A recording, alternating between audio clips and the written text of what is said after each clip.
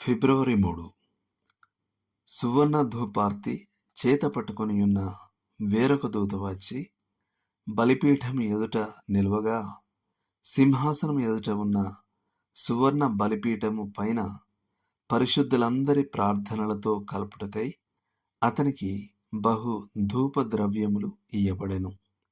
ప్రకటన 8:3. ఈ వాక్యంలో ఉన్న దేవదూత మరెవరో కాదు, మన ప్రభు అయిన యేసుక్రీస్తు అని నమ్ముతున్నాము. మరియు ఇక్కడ ఆయన సేవ మనలను ఓదార్పు మరియు ఉత్సాహంతో నింపుతుంది. ఆయన ఏం చేస్తున్నాడు? ఆయన పరిశుద్ధులందరి యొక్క ప్రార్థనలు తీసుకొని వాటికి తన అమూల్యమైన ధూపాన్ని జోడించి దేవునికి సమర్పిస్తున్నాడు. మన ప్రార్థనలు మరియు స్తుతులు చాలా అసంపూర్ణమైనవని మనకు బాగా తెలుసు. మనం ఎలా ప్రార్థన చేయాలో మనకు తెలియదు. మనం చేసే ప్రతిదీ పాపంతో, తప్పుడు ఆలోచనలతో, స్వార్థంతో ఉంటాయి. మోకాళ్లపై ప్రార్థనలో గడిపిన ఆ పవిత్ర ఘడియలు మన స్తోత్ర గీతాలు ఆయనకు ప్రీతి కలిగించే సమయాలు. హృదయాలను పరిశీలించువాడా, వాటికి క్షమాపణను ప్రసాదించుము. మన ఆరాధన మరియు విజ్ఞాపన ప్రార్థనలు తండ్రి వద్దకు చేరకముందు అవి ప్రభు అయిన యేసు ద్వారా వెళతాయి. ఆయన ప్రతి అసంపూర్ణతను తొలగిస్తాడు. అందువల్ల అవి చివరకు తండ్రిని చేరేటప్పటికీ అవి నిర్దోషంగా ఉంటాయి.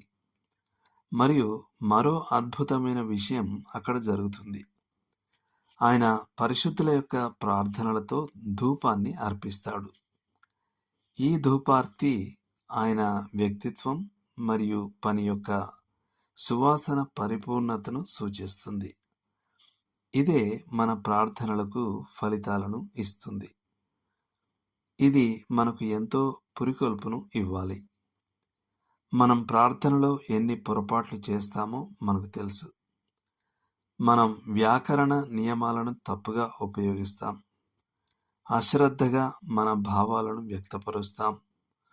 మరియు సిద్ధాంతపరంగా అసంబద్ధమైన విషయాలను చెప్పేస్తాం. అయినప్పటికీ ఇది మనల్ని ప్రార్థన చేయకుండా నిరుత్సాహపరచకూడదు. తండ్రితో మన ప్రార్థనలన్నింటినీ సరిచేసి పరిశుద్ధపరిచే ఒక గొప్ప ప్రధాన యాజకుడు మనకున్నాడు.